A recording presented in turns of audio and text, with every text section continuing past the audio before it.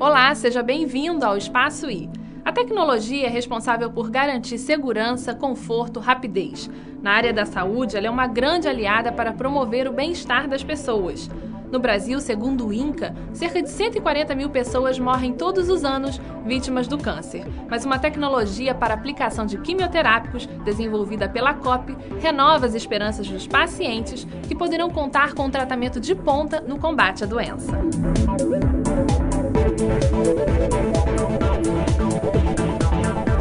O que tem de novo na técnica que a gente está desenvolvendo aqui no Programa de Engenharia Química da COP não é a técnica de embolização, que já é um procedimento médico conhecido há algum tempo, mas é que nós desenvolvemos alguns novos produtos com a composição relativa muito mais barata do que os produtos que tem disponíveis no mercado, o que permite que eventualmente essa técnica seja usada para o grande público, inclusive usada nos hospitais e nos serviços públicos em geral. A embolização consiste fundamentalmente em você injetar a partícula dentro do vaso sanguíneo, e a ideia é que a partícula tenha um efeito físico entupindo o vaso sanguíneo. Isso normalmente é visto como uma coisa ruim, mas se você pensar que o tecido está doente, a função principal da partícula é impedir que o sangue atinja o tecido doente, e dessa maneira você mata aquele tecido e você remove o tumor,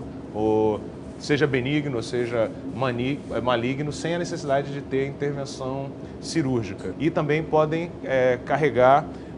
medicamentos que são usados para o tratamento do câncer especificamente, de maneira que a liberação desse material localmente potencializa a remoção daquelas células doentes no tecido. Esse material ele é voltado principalmente para o tratamento dos cânceres da saúde feminina, tipicamente das doenças de ovário, das doenças do útero,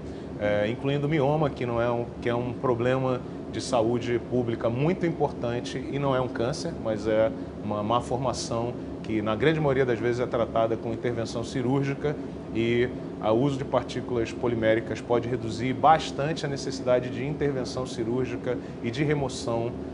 do útero, e ele também pode ser usado para o tratamento de tumores no fígado, tumores no pâncreas, então um espectro relativamente amplo de tipos de câncer diferentes. O material que a gente desenvolveu em particular, ele tem uma série de vantagens de aplicação, e uma das vantagens que esse material tem é que nós conseguimos fazer com que esse material carregue medicamentos e compostos químicos para que ocorra um sinergismo, uma sinergia entre a aplicação física, que consiste no entupimento da veia, e a liberação de alguns medicamentos localmente para o tratamento local daquele tecido. Fundamentalmente, esse material é disponível, a COP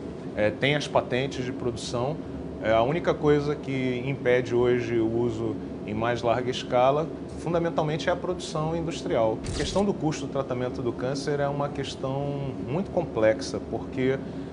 existem centenas ou milhares, eu não sou um especialista nesse assunto, porque eu não sou médico, sou engenheiro, mas existem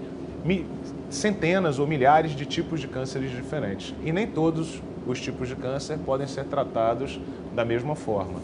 Parte do custo do tratamento do câncer é certamente associado ao desenvolvimento de medicamentos pela indústria farmacêutica, que é um procedimento que demanda muito investimento, muito estudo, e realmente o desenvolvimento é caro. Hoje em dia, para você ter uma ideia, a maior parte da verba de medicamentos do Ministério da Saúde é gasta com medicamentos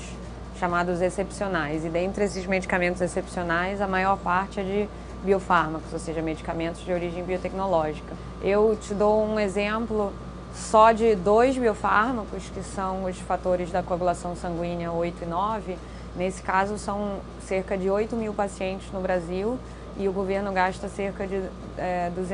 150 a 200 milhões de reais por ano com a importação dos fatores sanguíneos vindos do exterior, que pode ser reduzido se esses produtos passarem a ser produzidos no Brasil, e podem ser reduzidos mais ainda se forem produzidos no Brasil com tecnologia desenvolvida no Brasil. Dentre esses medicamentos de origem biotecnológica, alguns se destinam ao tratamento de diferentes tipos de tumores, né, de câncer, que são os medicamentos principalmente da classe dos anticorpos monoclonais. né? Tem um medicamento bastante importante também usado no infarto agudo do miocárdio, em alguns casos de AVC, que é um medicamento chamado, né, que o princípio ativo se chama TPA.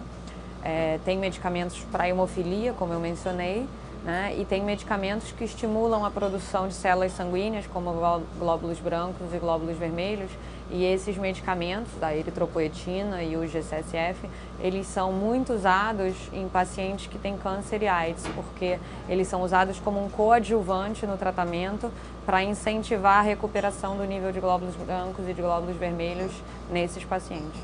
O Laboratório de Engenharia de Cultivos Celulares da COP, ele foi criado em 2003, ainda numa área bem menor do que a atual, de 40 metros quadrados, e em 2006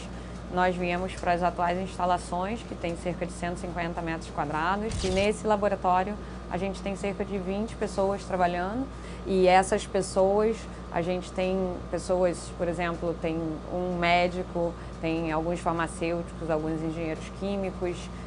industriais, biomédicos. Então é uma multidisciplinariedade bastante interessante numa equipe de cerca de 20 pessoas.